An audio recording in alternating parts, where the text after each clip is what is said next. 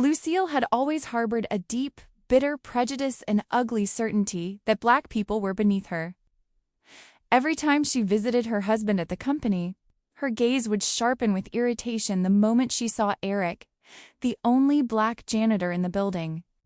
Eric, gentle and unfailingly polite, greeted everyone with the same quiet respect. But that only seemed to fuel Lucille's contempt. Whenever Peter wasn't looking, she found subtle, cruel ways to humiliate Eric's snide remarks, mocking tones, commands delivered as if he were invisible. And every time, Eric simply lowered his head and pretended he hadn't heard, holding on to his dignity in silence, in her twisted effort to prove to her husband that Eric was untrustworthy. Lucille devised a plan she believed was flawless. She scattered a large amount of cash across the office floor, set up hidden cameras to capture what she expected would be his downfall, and then staged a dramatic fainting spell, choosing the quiet of Eric's night shift to ensure no witnesses. When she heard his footsteps entering the office, she held her breath and went limp on the carpet, convinced that within minutes he would expose exactly the kind of man she assumed he was. But what happened next would unravel her world in a way she'd never imagined. And if you're wondering what Eric actually did, what the cameras captured, and how this moment changed everything, then get ready. The truth is far more powerful than her lies. But before we go any further, make sure to subscribe to the channel. Now let's understand how this story really began. Peter's corporate headquarters in Atlanta was a glass tower that glowed faintly against the night sky, the city lights shimmering like distant stars reflected on its mirrored facade. Inside, nearly every floor had already emptied. The air held that soft, hollow quiet that settles over office buildings after hours, elevators humming in the distance. The echo of a door closing somewhere far away, the faint vibration of air conditioning through vents. It was 11:47 p.m., long past the point where anyone should still be there, except for the people no one noticed. Cleaners, maintenance staff, the invisible crew that kept the empire running while everyone else rested. Lucille stepped out of the elevator as if she were arriving at a red carpet event instead of an empty office corridor. Her heels clicked sharply on the marble floor, each step deliberate, each movement immaculate. She looked as though she had been sculpted out of his ice-perfect face. Perfect posture, perfect hair, framing a smile that never reached her eyes. Underneath the elegance, though, something darker pulsed, a bitterness, a superiority that clung to her like perfume, thick and suffocating. She hated being here at this hour, hated sharing space with people she considered beneath her.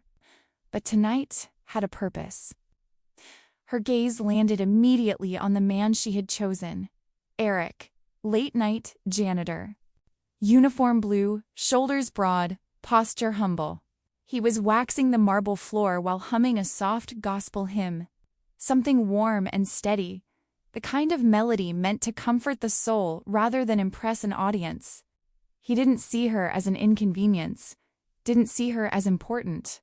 He simply saw a human being and greeted her like one. "Good evening, Mrs. Vance," he said gently, lifting his eyes with an expression full of kindness. She didn't even bother to nod. Her eyes slid past him as if he were a smudge on the glass she was walking toward. She stopped at the center of the main corridor, the widest stretch of marble on the floor, polished to a mirror-like shine. Her reflection looked back at her, a perfect fiction. She opened her Hermes bag with a slow, calculated motion, pulling out a miniature 4K camera no bigger than a die. A tiny red light blinked once when she pressed the button. She hid it inside a large fern planter, angling it downward toward the open walkway where Eric would soon pass. Then she crouched slightly, adjusting it with precision, ensuring the camera had a clear view of every possible angle. Only when the recording was running steadily, capturing the silence, the emptiness, the shining marbled, did she finally take out her phone. Her entire body shifted, shoulders relaxed, expressions softened artificially. She paced back and forth in front of the camera as she dialed. "Calma, amor," she whispered into the phone, voice dripping with false affection. "The old man doesn't suspect a thing. As soon as the merger is signed, I'll ask for the divorce and take half. I just need to clean out the loyal staff first. Starting with that monkey in the blue uniform." The words left her lips like venom, casual and confident. She didn't lower her voice. She didn't even check whether Eric could hear her. She knew he was too far to catch the details, knew he was working, knew he was harmless. She hung up and let out a small, cruel laugh, one that curled at the edges, brittle and sharp. Then she reached into her bag again and pulled out a thick stack of $100 bills. $5,000. She tossed the notes into the air, letting them rain across the marble floor like confetti. She knelt, positioning them around her body with meticulous care, some near her hand. Some scattered around her legs, some placed just close enough to where Eric would walk that it would be impossible not to notice them. She smoothed her hair, closed her eyes, slowed her breathing, and then she collapsed herself delicately across the marble, arranging her limbs into the perfect performance of a fainting victim. She let her head fall toward the ground, resting almost theatrically on her manicured hand. Her heart pounded, not from fear, but from anticipation. This was the part she liked, the setup, the trap, the certainty that the world would bend the way she demanded, that people would react exactly how she choreographed. Footsteps echoed down the hall, heavy, steady, much closer now. Lucille squeezed her eyes shut harder, willing her body into stillness. The air felt electrified, buzzing with the thrill of what she expected to happen next. Eric's shadow stretched long across the marble, sliding over scattered money, gliding up her still body. And then he finally saw her. Eric froze when he saw her. It wasn't the money, though the bills were scattered so chaotically across the marble that it looked like a small storm had blown through. It was Lucille. Her body lay motionless at the center of the corridor, her arms arranged too neatly, her face tilted just enough toward the ceiling that the overhead light shimmered across her cheekbones. For a moment, he thought she was dead. His breath caught, his chest tightening with a sharp burst of fear that felt almost like grief. He didn't like Lucille. She treated most people like furniture, but he didn't want harm for her. Not for anyone. Mrs. Vance. The words came out louder than he intended, echoing off the marble as he dropped to his knees. The money fanned around him like a halo of green and white, but he didn't even glance at it. His focus narrowed to her face, her stillness, the faint twitch at her temple that he prayed meant she was alive. He touched her wrist, fingers steady despite the tremor in his heart.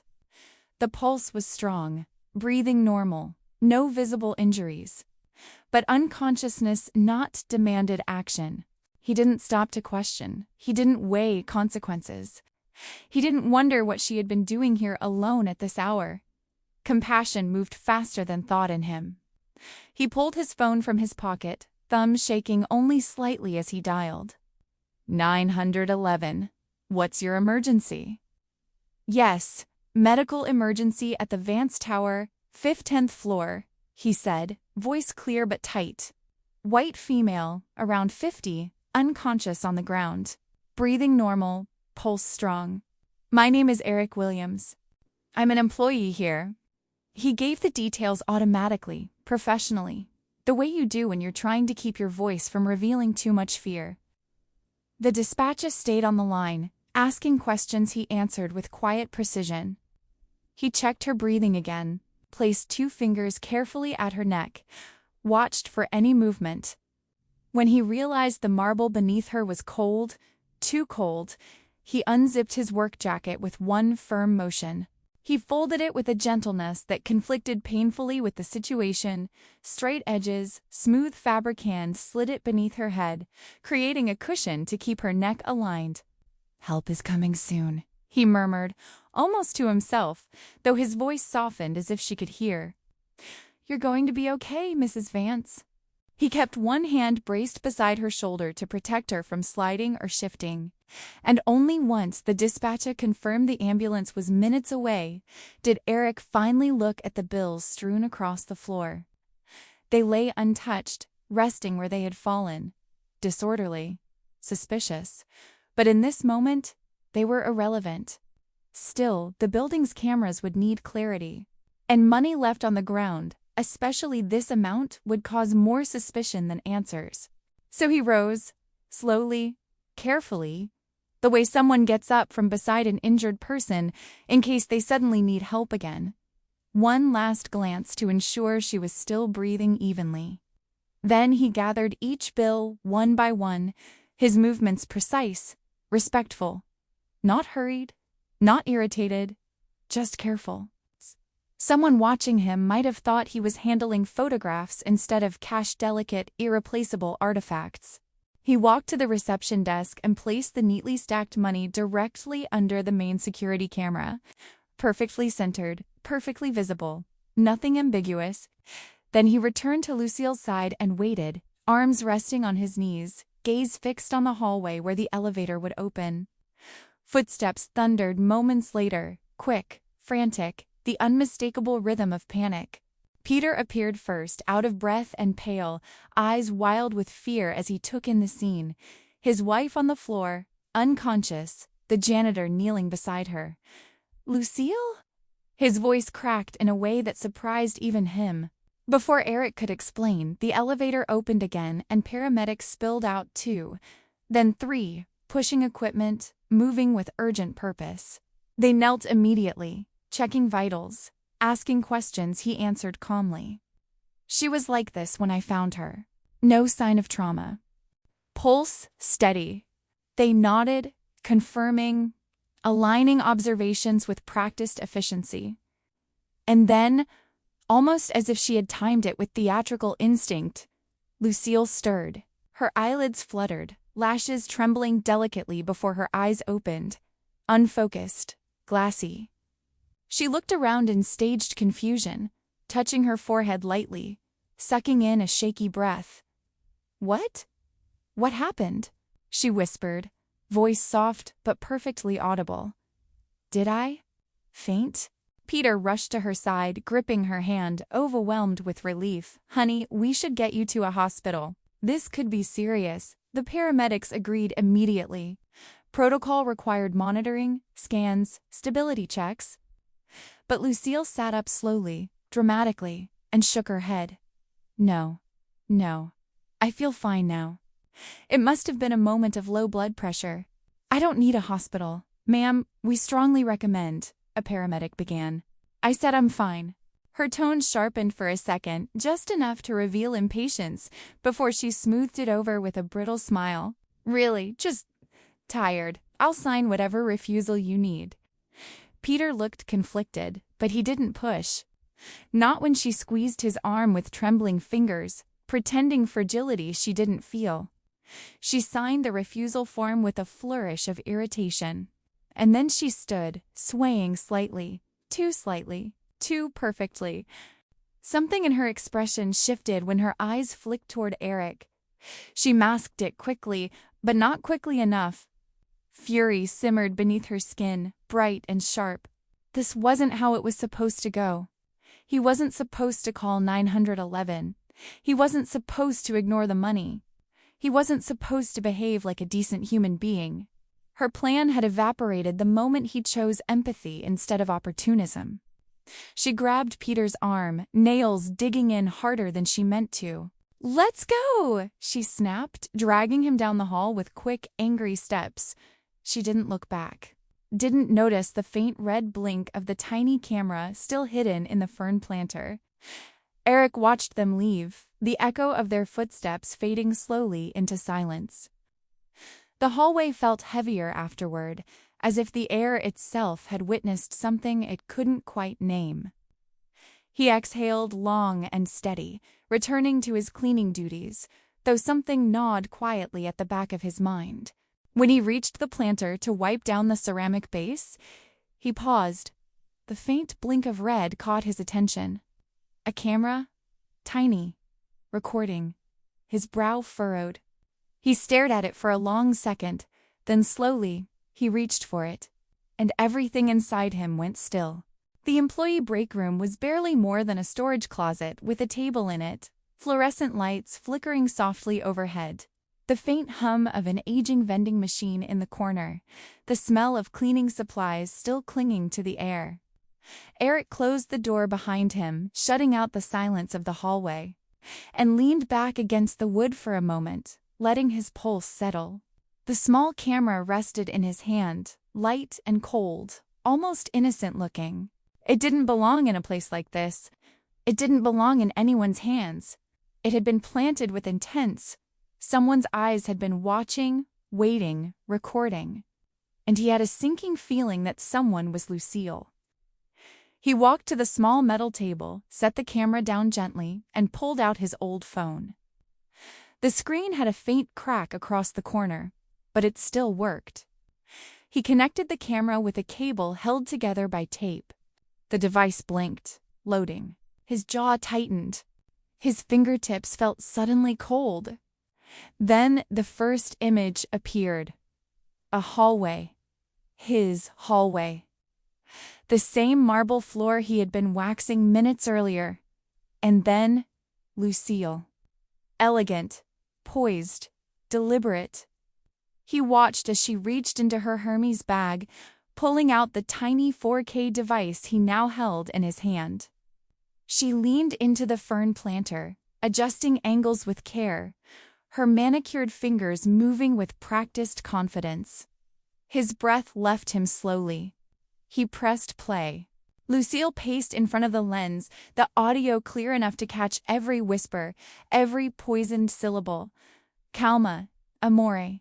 The old man doesn't suspect a thing. As soon as the merger is signed, I'll ask for the divorce and take half.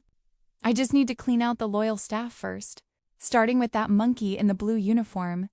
Eric didn't blink, didn't flinch. The words hit him like a blow to the chest, sharp, humiliating, cruel in a way that was oddly quiet. He felt something crack inside, not because the insult surprised him, he'd heard worse, lived through worse, but because she had said it with such ease, like it was fun, like it cost her nothing. He swallowed slowly, eyes fixed to the small screen. The footage continued. She sprinkled the money across the marble, arranging the bills carefully, like props for a photograph. Then she adjusted her body and collapsed into a perfect imitation of unconsciousness. Then he appeared. His own silhouette entered the frame, moving with the same unthinking urgency he had felt moments ago. He watched himself kneel beside her with genuine fear, checking her breathing, lifting her wrist gently.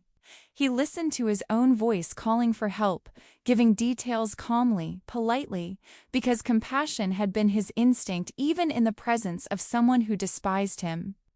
He watched himself remove his jacket and fold it beneath her head. He watched himself ignore the money completely. It was like watching a stranger some version of himself he hadn't realized others could see. A version who still chose kindness, even when no one would have blamed him for looking the other way. Then the money. He watched the way he had picked up each bill, gently, methodically, stacking them into a perfect pile at the reception desk, right under the camera. He hadn't done it for glory or praise. He hadn't imagined that his actions would be caught on video.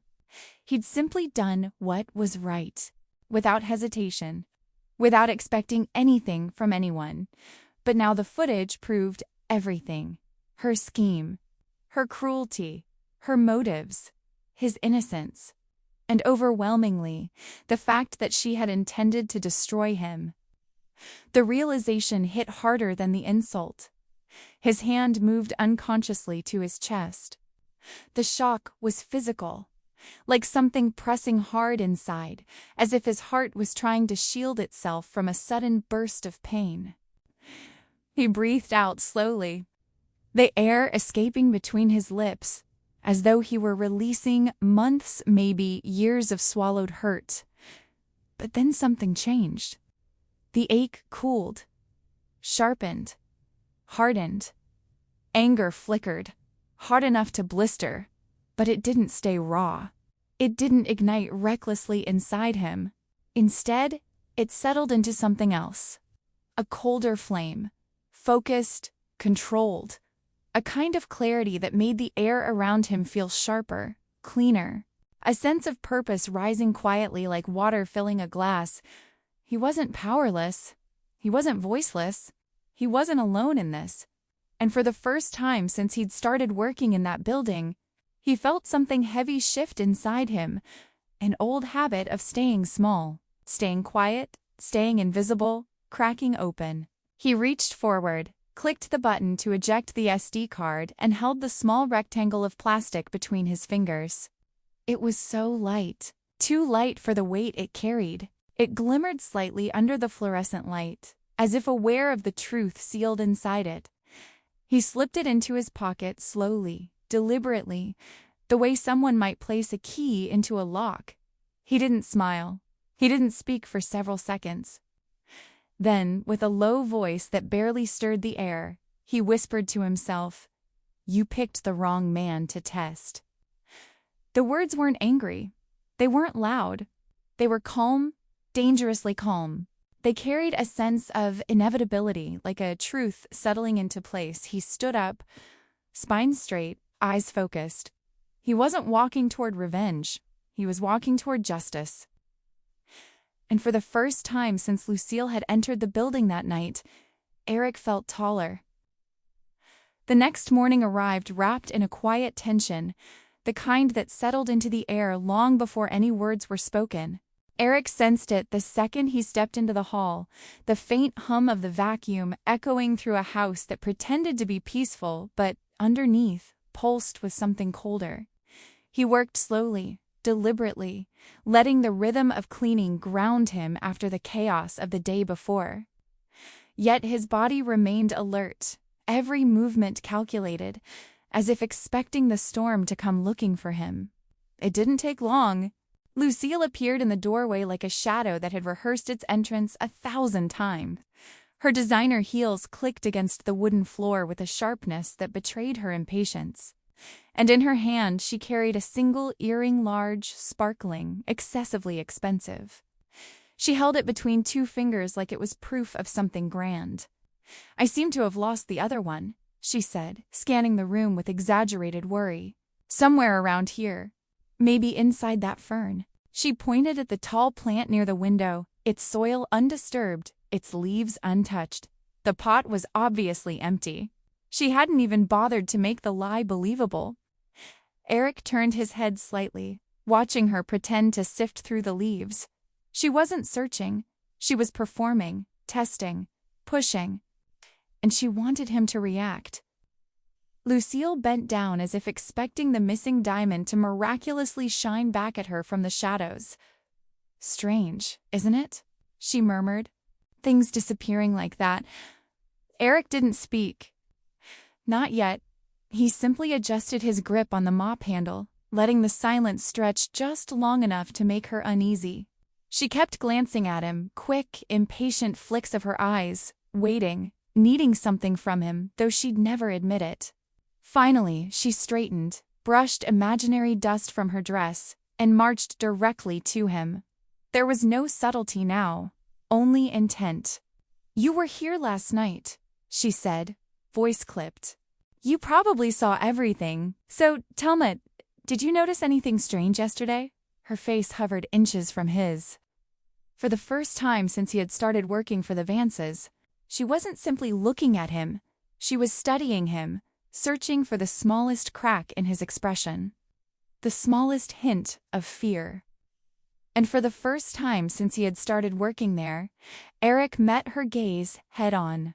He lifted his chin, leaned casually on the mop, and spoke with a softness that somehow cut sharper than any raised voice. "I saw plenty of dirt, Mrs. Vance," he said, "and I threw it all away." The words landed with a quiet weight, not loud enough to be a threat, not aggressive enough to be insubordinate. Just true, too true. Lucille froze. Color drained from her cheeks as if she had been slapped by something invisible. Her lips parted, but no sound came out at first. She blinked, recovering only enough composure to cling to the one thing she still believed she had: power. "Peter can end your job in an hour," she whispered, her voice trembling despite her efforts to keep it steady. "If I tell him to. Do you understand that?" Eric didn't move. No flinch, no shift, nothing to indicate her attempt at intimidation had landed. Instead, he gave her a calm, almost kind smile, one that said he had already understood the rules of this game far better than she expected. "Mr. Vance likes proof," he replied softly. "Not stories. Have a good day." For a brief moment, her mask broke. Fear, raw, unfiltered, flashed in her eyes. It wasn't loud or dramatic. It was a flicker, barely visible, like the shiver of a candle in a draft. But it was real. She stepped back. Then again. Her breath caught in her throat and she turned away before he could see how shaken she truly was. Lucille walked out of the room too quickly, heels clicking faster than before. Her hands trembled as she adjusted her purse strap, and her breath came unevenly, as though the walls themselves were closing in on her. She had come expecting control, to corner him, pressure him, make him crack. Instead, she had met resistance. Quiet, composed, and terrifying in its certainty. By the time she reached her car outside, she already had a new plan forming, one that showed just how threatened she felt. If she couldn't rattle him with lies, then she would escalate. She always did. It was her way. Destroy first, justify later. In the driver's seat, fingers tapping the leather steering wheel, she whispered to herself, half in anger, half in desperation, "Fine. If he wants a war, he will have one." But underneath the rage, something else lived, shame, perhaps? Or the uncomfortable realization that for the first time in years, someone in that house had looked at her without fear. That alone felt like an attack. By the time she pulled out of the driveway, her decision was already carved in stone. Before the week ended, she would accuse Eric of sexual harassment. She would turn the house against him. She would twist the narrative until he became the threat. She would make sure he regretted ever looking her in the eyes. But she didn't understand one thing, not yet. Eric was not the same man she had spent years overlooking. Not anymore. That afternoon, the house felt heavier than usual, as if the walls themselves sensed the quiet storm building inside them. Peter's office door was closed, unusual for him, and from the hallway Eric could hear faint, broken sobs. Not theatrical ones, not calculated like Lucille usually performed, but trembling, uneven ones that came in waves. Except he knew better. Lucille didn't cry. She weaponized tears. Inside the office, Lucille sat with her face buried in her hands, shoulders shaking delicately, as though each sob had been individually crafted for maximum effect. Peter stood beside her, confusion clouding his expression, torn between instinct and doubt. He touched her shoulder awkwardly, like someone comforting a person he didn't fully trust but felt obligated to protect. "He said horrible things, Peter," she whispered, lifting her face just enough for her mascara to streak in exactly the right places. "Last night, disgusting comments. I was terrified.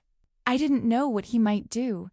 Her voice cracked, softening at the end, giving her performance the sheen of vulnerability she lacked in every other moment of her life. Peter frowned.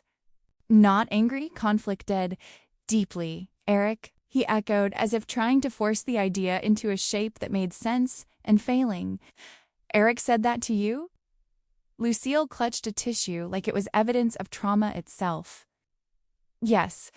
I didn't say anything at the time because I didn't want to cause a scene. But today, when I walked past him, he smirked at me, like he was proud of what he said. It wasn't true." Eric had smiled calmly, politely, but Lucille had absorbed it as a wound. Peter closed his eyes. His jaw tightened with something more complex than anger. He cared for his wife, or at least felt responsible for her, but he also knew she lied freely, bending truth whenever it suited her. Living with her meant living in a constant fog of distorted stories, half-truths, and emotional traps. But he also knew Eric, and knowing both made the decision impossible. "Lucille," he said gently, "are you sure? Eric has never made comments like that to anyone." Her breath hitched. She leaned into vulnerability as if it were her greatest talent. "You think I'd lie about something like this?" "Peter, I'm your wife. I need you to believe me." He didn't answer.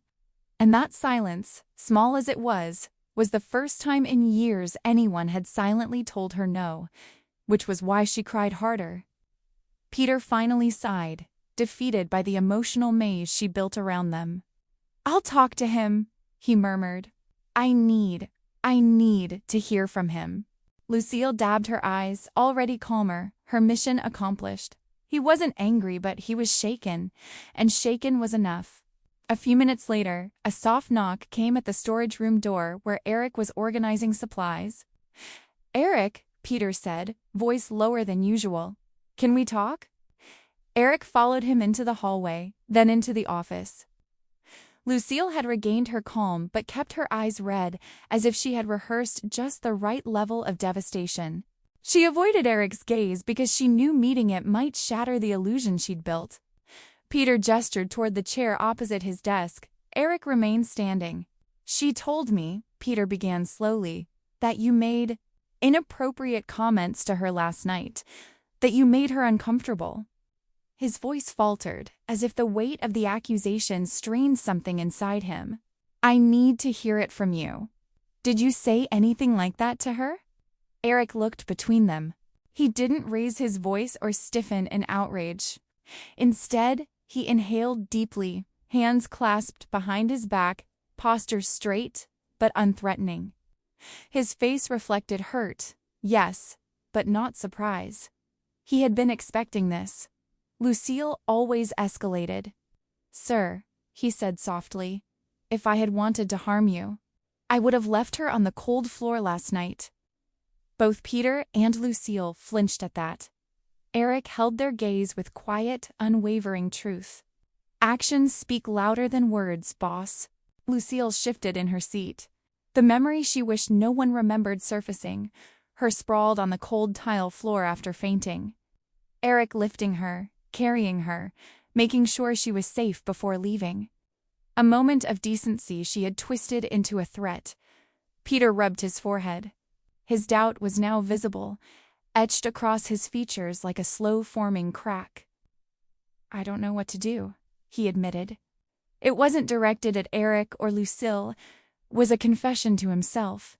"You're my wife," he told Lucille gently, "but Eric has never given me a reason to distrust him. Not once. This is complicated." Lucille clenched her jaws softly, hiding the small spark of panic behind her eyes. She needed him to choose her fully. Doubt was dangerous. Doubt could unravel everything. After a long silence, Peter finally spoke. "I'm putting you under observation, Eric," he said. "I'm not firing you, but I need time to understand what's happening." Eric nodded with calm dignity. "I understand, sir." Lucille looked stunned. She hadn't expected hesitation. She had expected immediate punishment, immediate validation. Instead, she'd planted doubt in the wrong heart. When Eric stepped out of the office, he felt a strange mix of exhaustion and relief. Not victory, just clarity. The truth had become a battlefield he walked alone, but at least Peter hadn't condemned him blindly. Not yet. As he walked down the driveway toward his car, his phone buzzed. An unknown number. A single message. "I saw what she did with the money. I'm tired too." As he read it twice, Sarah, Peter's personal assistant, quiet, observant, careful. Invisible in the way only a woman forced to swallow her words for years could be. She had seen what no one else dared to acknowledge, and she was reaching out. Not for gossip, not for drama, for help. Eric slipped the phone back into his pocket, exhaling slowly. For the first time, he wasn't fighting alone. Something was shifting inside that house, something Lucille couldn't control. Something she could no longer bury. The diner was nearly empty at that hour of the evening, lit by a row of hanging bulbs that cast a warm, amber glow over the cracked vinyl booths. The hum of an old refrigerator filled the quiet, and the faint clatter of a cook washing metal trays echoed from the back.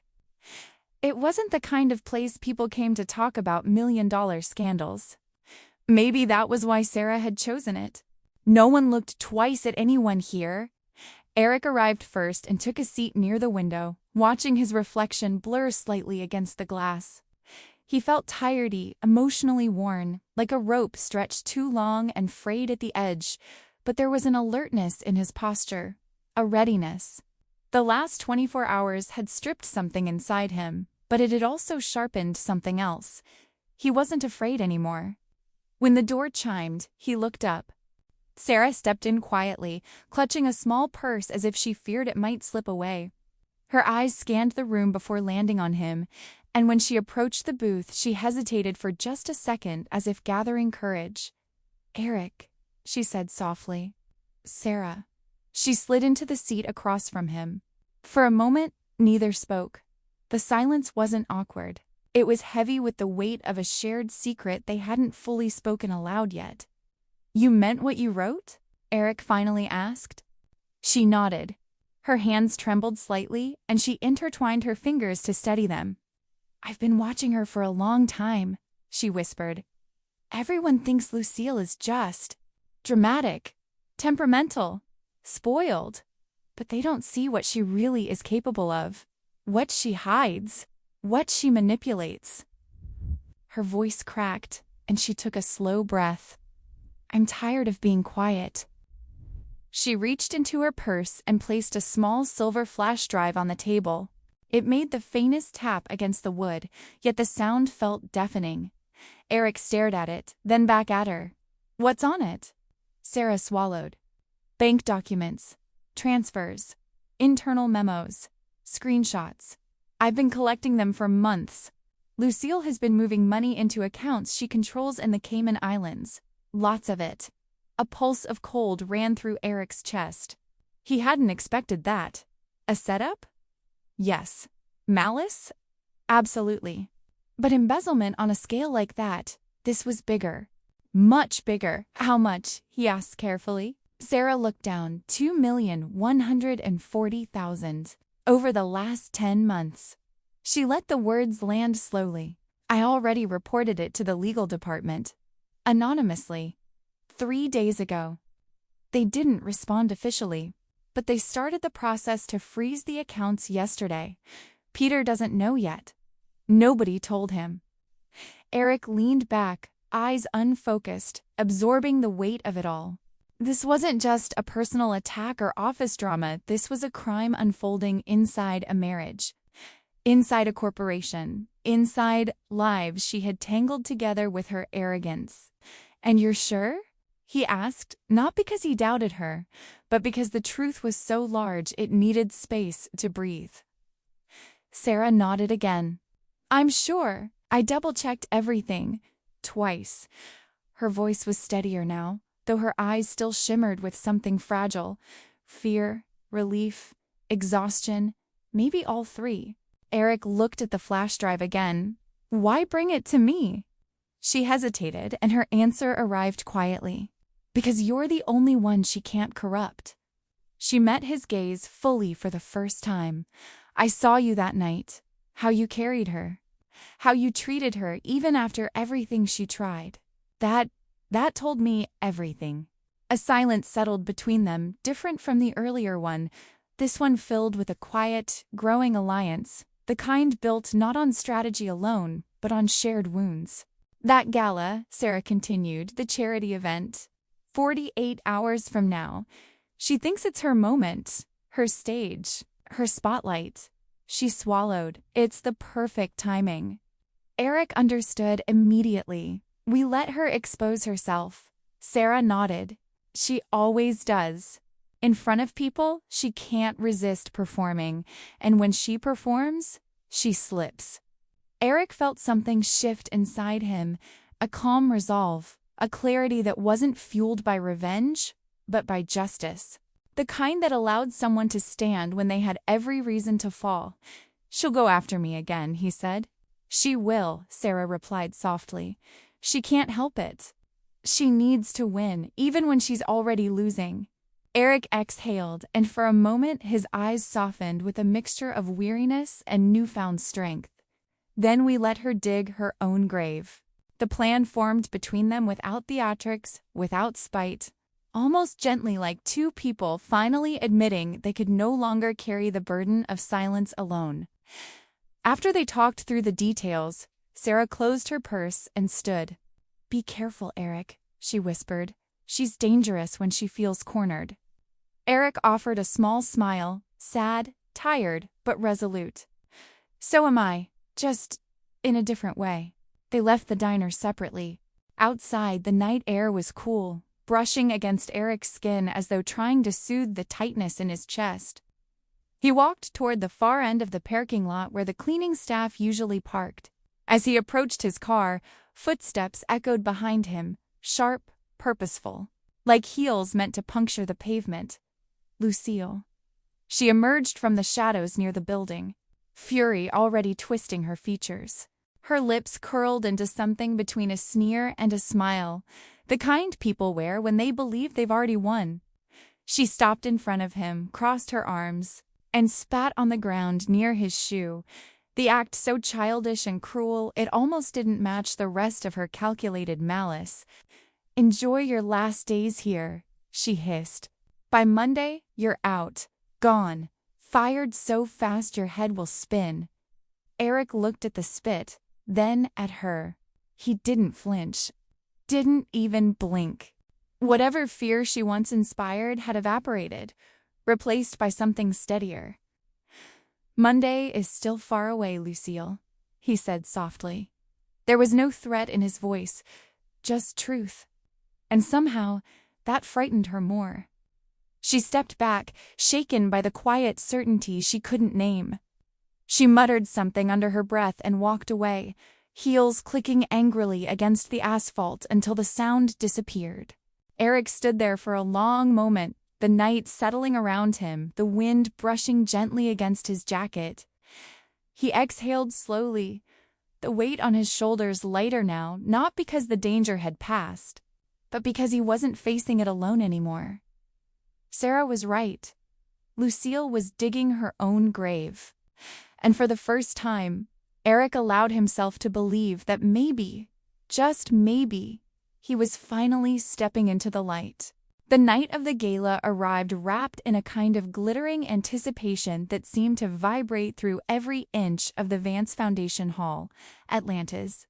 Elite filled the vaulted room like a sea of polished surfaces, sequins, cufflinks, champagne flutes raised in mid-conversation. The chandeliers cast a warm gold haze that softened everything it touched, giving the air that floating feeling expensive events always seem to have. But beneath the polished atmosphere ran a more complicated, tension-unspoken currents. Invisible fractures, whispers moving like shadows. Eric lingered near the entrance for a moment. He had never been in a place like this wearing anything other than a uniform and carrying a cart. But now, in a perfectly fitted black tuxedo Sarah had insisted on renting for him, he looked like someone the room didn't quite know what to do with. Someone who didn't belong, but also someone who couldn't be ignored.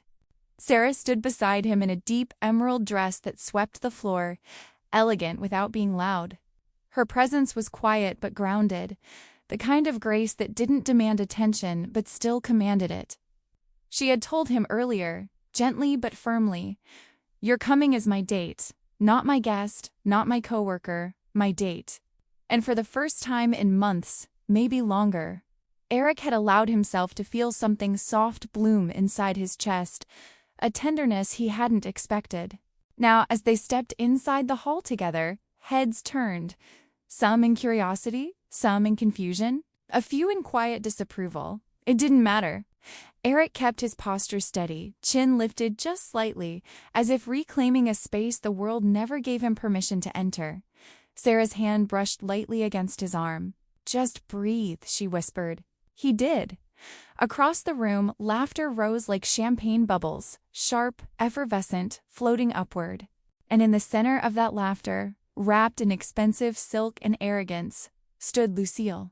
When she saw him, really saw him, her smile faltered. For a brief, startling second, she seemed to choke on her own breath. Her fingers froze around the stem of her glass.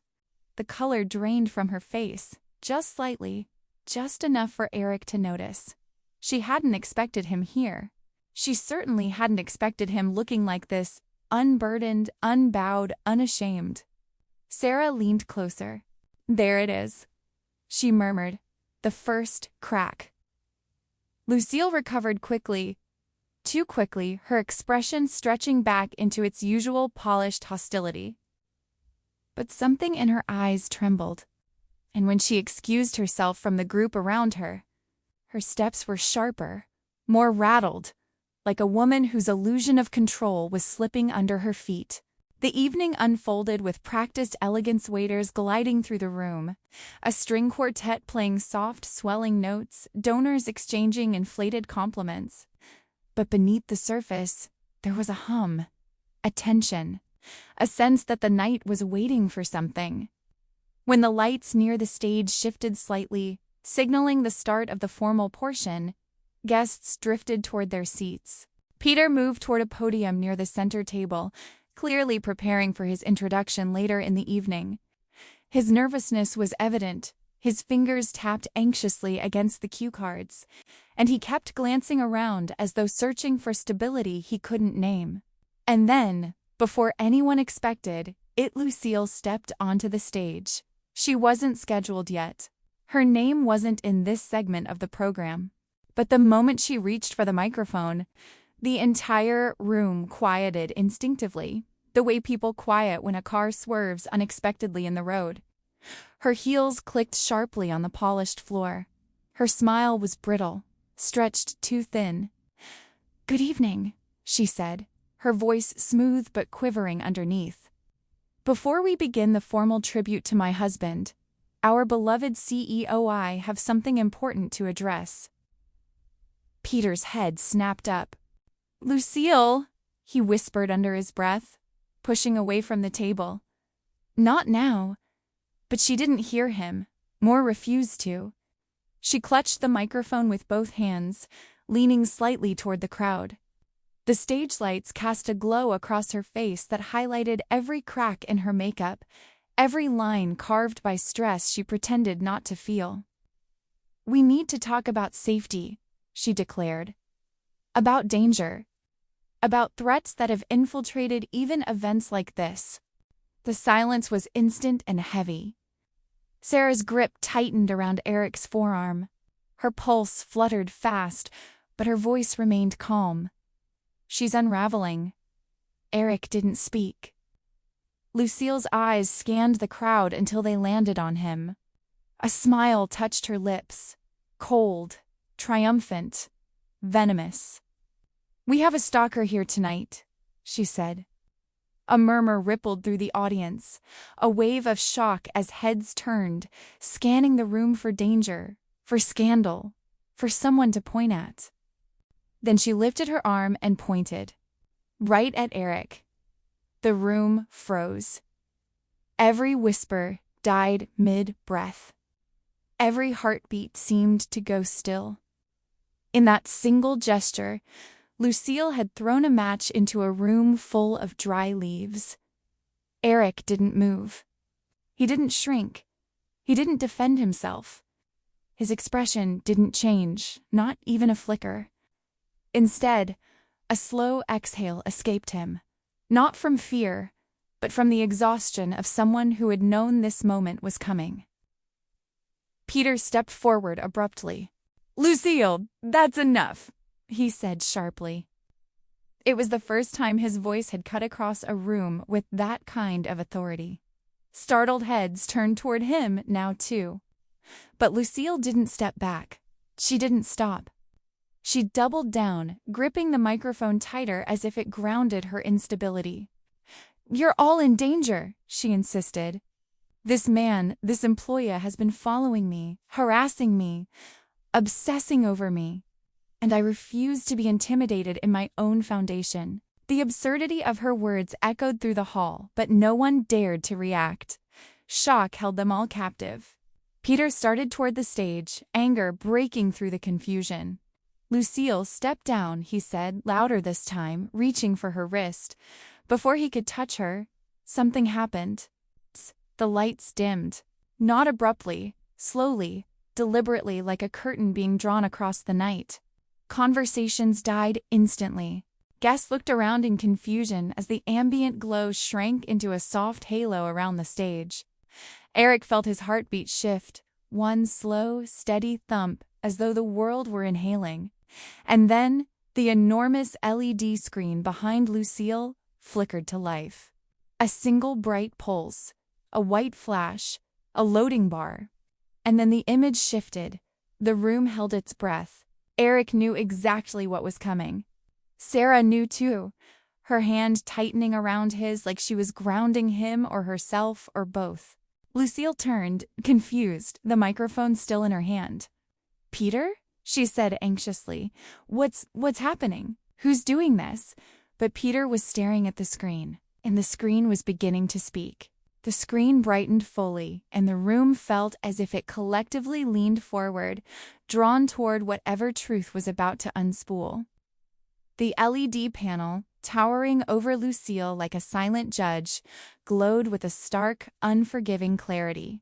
No dramatic music, no cues. Just reality, raw, untouched, unavoidable. The first frame appeared. Lucille herself entered the image, shot from the angle of the hidden camera she had planted. The footage was crisp, far clearer than anyone had expected. On screen, she adjusted the samambaya leaves, muttering under her breath as she angled the lens downward. Her face filled the view, impatient, irritated, calculating. Then her voice, unmistakable, echoed through the grand hall, amplified by the speakers so cleanly that every syllable cut through the room like glass. "Brad, the camera is in place. When he comes in, he'll see the cash. No one will defend him this time. Not even Peter."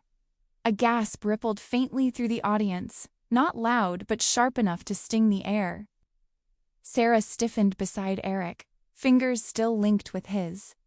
She didn't look at him. She watched the screen, her jaw tight, breath shallow. On stage, Lucille froze in horror. "Turn it off!" she shouted, but her voice sounded small, almost swallowed by the enormity of the screen behind her. The video continued mercilessly. It cut to her meticulously laying out the bills, crisp, organized stacks spread across the lobby floor. She rehearsed her lines under her breath, even practiced her own collapse twice, adjusting her hair so it would fall naturally when she fainted. The room was silent, the kind of silence that felt like pressure, like the air itself knew something sacred was breaking. Then came the sound everyone remembered from that day but had never heard with this clarity. The rustling of bills. Lucille's deliberate inhalation, and her theatrically whispered, "Showtime." She lay herself on the ground, one hand placed delicately against her forehead. Then she stilled. The footage shifted again. Now it was Eric entering the scene.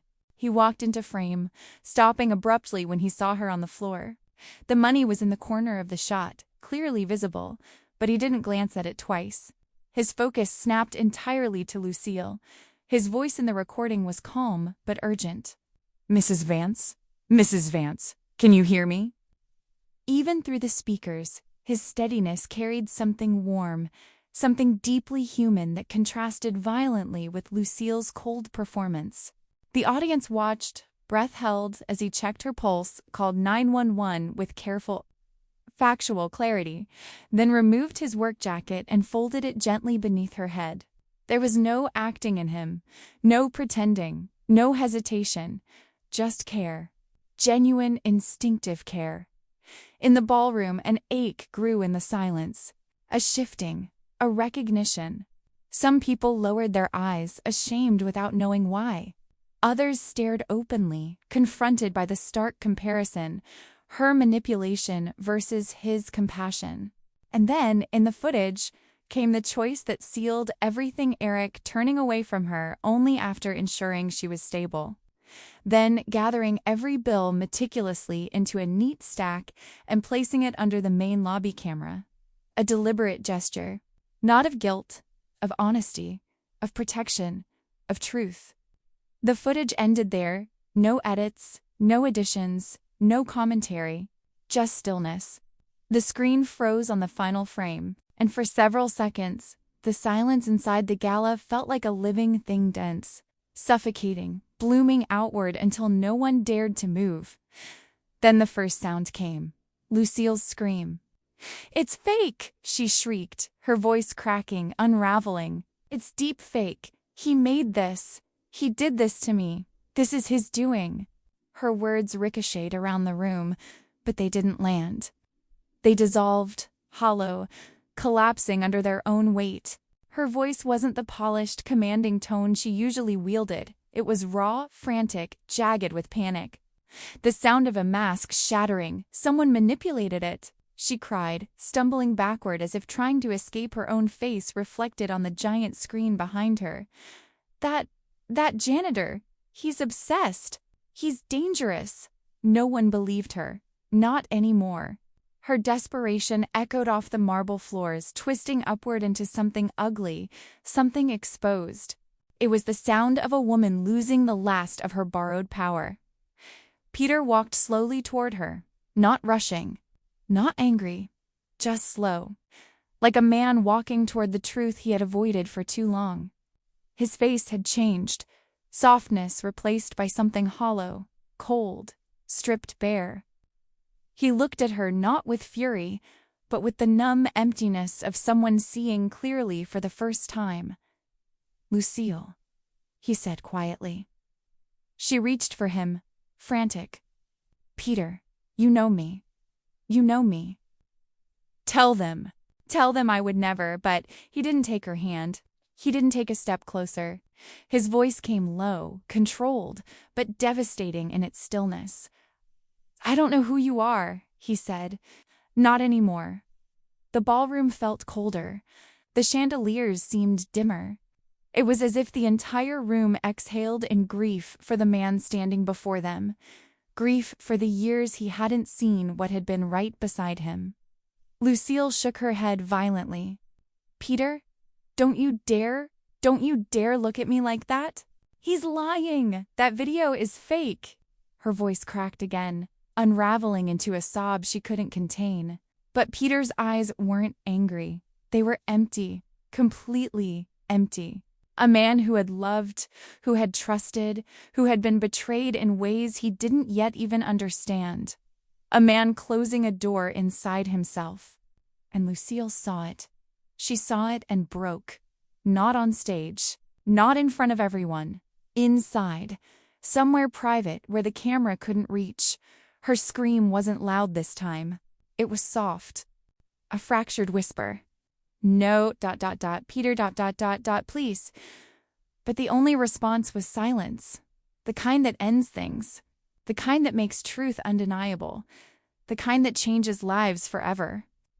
Peter steadies himself at the microphone, though the tremor in his hand betrays more truth than he wants anyone to see. His gaze locks on Lucille, her face pale, her lips trembling as if still trying to invent another lie that might save her. But the room is no longer listening to her. The room has already chosen a side, and it is the first time in years that the very people she sought to impress have turned away from her with something close to revulsion. "Lucille," Peter says. His voice is not loud, yet it resonates with the weight of a man who has crossed the line between denial and clarity. "Saya de min havida agora." The words hit her like a slap. Something in her knees buckles for a fraction of a second, then stiffens again as she tries to reclaim the shell of superiority she had built over a decade. She rushes toward him, fingers curled, nearly clawing at the lapel of his suit jacket as she whispers, half pleading, half threatening, Peter, stop. You don't understand, this is being twisted. He steps back so sharply it is almost violent, shaking her off as though her touch burns. The disgust in his eyes is not exaggerated. It is something raw, carved into him, something irreversible. You lied, he says quietly, and the microphone amplifies the tremor he cannot hide. Again, and again, and again. You used people. You hurt people. You humiliated them. And you almost destroyed a man who showed you more humanity in one night than you showed anyone in 10 years. Lucille's breath shatters in her throat. For the first time, her arrogance collapses, leaving only a woman terrified of losing the one thing she never believed she needed to protect: consequences. Sarah steps onto the stage before Lucille can gather herself again. She holds a folder, though she doesn't need to open it. Every line inside is already etched into her memory. 2 security guards flank her, along with a private investigator who greets Peter with a calm, respectful nod before turning to Lucille with professional indifference. The offshore accounts were frozen this morning by court orders, Sarah says, and her voice is soft but unwavering. There is no triumph in it, only truth. The Cayman transfers, the false withdrawals, the internal charity slush fund, everything is under investigation. The police are outside waiting for you for embezzlement, attempted fraud, and obstruction. The words land like cold iron on tile. Lucille backs away step by step, as though the lights themselves are shrinking around her. No, this is a misunderstanding. You can't, Peter. Tell them to stop. Tell them to wait until we get home, Sarah continues, her voice steady. The prenuptial agreement is explicit. Infidelity voids all claims. Your relationship with Brad is documented, recorded, and time-stamped. You leave tonight with nothing. Lucille screams, not a sound of anger, but of disbelief, of a world collapsing faster than she can breathe. The same people she mocked for years, servers, bartenders, hotel staff, custodians, now watch silently as the guards step forward. And it is the staff, not the wealthy guests, who understand exactly what is happening. They have seen her cruelty up close. They have endured it. And now they move with the efficiency of people who have waited far too long for the chance to reclaim their dignity. 2 of the guards take her arms, but it is the line of waiters forming behind them that completes the moment. Men and women she once called incompetent, invisible, worthless. Not one of them touches her with hostility, but none offers sympathy either. They simply escort her toward the exit as she kicks, curses, begs, her voice oscillating between desperate shrieks and trembling denial. I'm not leaving! Peter! Peter! Her heels drag across the polished floor. Her hair sticks to her face. Her mascara runs in dark streaks that make her look haunted, almost unrecognizable. You can't do this to me! I made this life for you. I gave you everything. The doors open. Cold air sweeps in. The guards lead her through, her voice fading until only a final, cracked echo slips back into the room. One last attempt at control that dies on the marble. The doors close.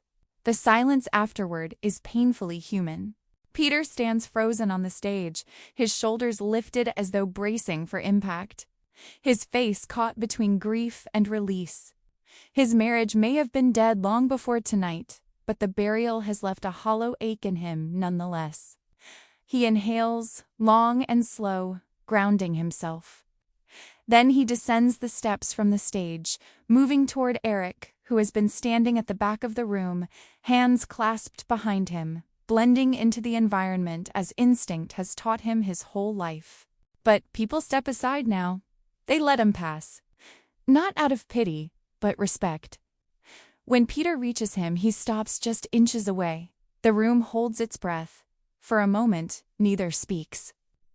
Eric lifts his chin slightly, not in challenge but in calm acceptance.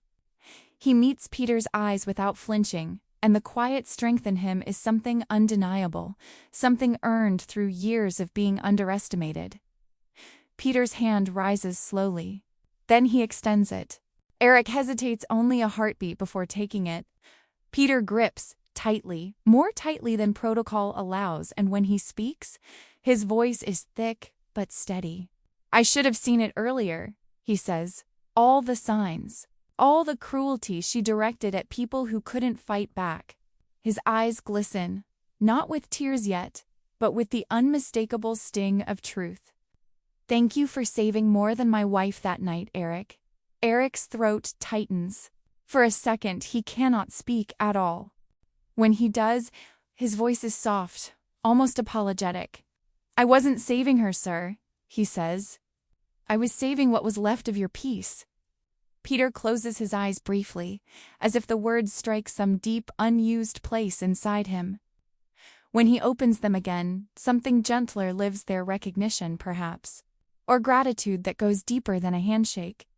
The room, once heavy with tension, feels lighter now. People begin to exhale, to shift, to whisper. Not about scandal, not about humiliation, but about resilience, grace, integrity. Sarah joins them quietly, standing at Eric's side. Peter offers her a faint, grateful smile. In that small circle, one built not by wealth, not by status, but by truth, something new begins to settle. A sense of reordering, of possibility, of something cleaner growing in the space left by destruction.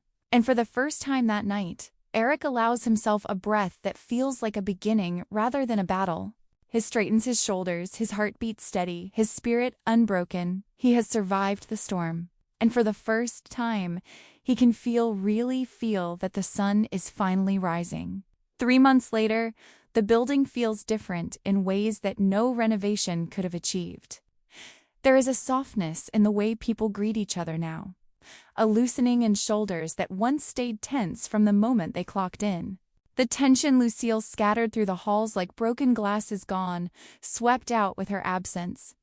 In its place, something steadier has taken roots, something like relief, or maybe hope, finding the courage to grow again. Peter walks through his own company with an ease no one remembers seeing before. The lines around his eyes are still there, but they've changed shape. They no longer draw downward in worry, but curve subtly upward, as if rediscovering what it means to be alive in his own life. The company has stabilized, too. Without the financial drain he never noticed under his own roof, there is room to breathe, room to rebuild. Room to make decisions rooted in integrity rather than the panic of trying to hold together a life that was quietly unraveling. On the 4th floor, a new office carries a new nameplate, polished and centered with quiet pride. Eric Williams, Director of Human Resources and Internal Security. The title is long, almost heavy, yet it sits effortlessly on the door, much like the man it belongs to. Inside, Eric sifts through a stack of resumes. His movements are slower now, more deliberate, like someone who has learned the value of seeing people not just for what they present, but for what they've survived. He picks up a resume from a young man living in one of Atlanta's reefest neighborhoods.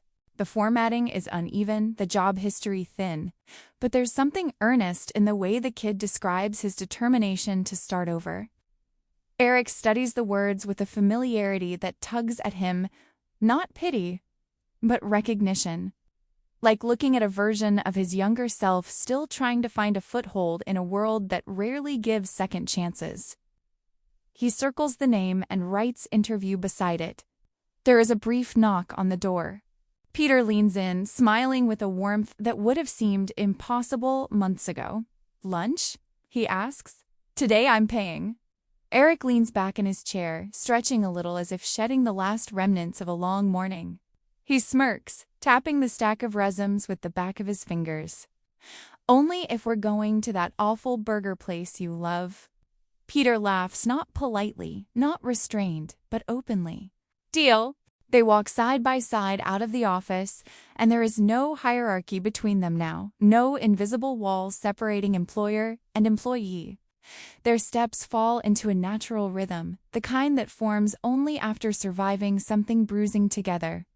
There is trust there, now cautious still, but genuine. As they cross the main lobby, Eric spots a young janitor struggling with an overloaded bucket. The kid can't be more than 19. His mop handle keeps slipping, the bucket wheels wobble, and he looks around nervously, as if hoping no one is watching him fail in real time. Eric slows. Peter stops too, recognizing the look on his friend's face, but saying nothing. The yellow wet floor sign has toppled over. The kid moves to grab it, but not before Eric steps forward. Lowering himself with calm ease, and setting the sign back upright with the kind of quiet respect most people reserve for expensive things, not cheap plastic warnings on a marble floor. "You're doing fine," Eric says softly, and the young man looks up with wide, startled eyes. Eric gives him a light pat on the shoulder, firm enough to be encouraging, gentle enough not to embarrass him. "Keep your head up," he adds. "You'll figure the rhythm out soon." The kid nods, swallowing hard. His eyes glisten for a brief second, just long enough for Eric to see the gratitude before the boy looks away, pretending to focus on the bucket again. Eric rejoins Peter, who has been watching the moment quietly. Not with pity, not with surprise, just with the kind of respect reserved for people who don't perform goodness, but live it. "You didn't have to stop," Peter says. Eric shrugs. "Someone stopped for me once." "And someone didn't." Peter considers that for a long moment, then nods. They continue walking, and as they approach the revolving doors, the sunlight outside hits the glass in bright, warm bursts, golden streaks that paint the edges of their reflections like something symbolic, though neither would ever say it aloud. Eric steps through the doors last. For a brief second, the world spins around him, the glass panels catching slivers of the lobby behind and the city ahead. When he emerges into the open, the Atlanta sun lands full on his face, warm, honest, unfiltered. He closes his eyes and lets the light settle on him. After everything, the lies, the humiliation, the cruelty he endured without ever lowering himself, he is still standing. Not just standing, standing taller, standing freer, standing with a future that no longer feels impossible, but earned. The past did not break him, and the new beginning feels like something he'd built with his own hands. Choice by choice, day by day, refusing to let someone else decide the weight of his worth. He exhales, slow and steady, and steps forward into the brightness. If you want more stories like this full of tension, justice, healing, and powerful emotional arcs, make sure to subscribe to the channel.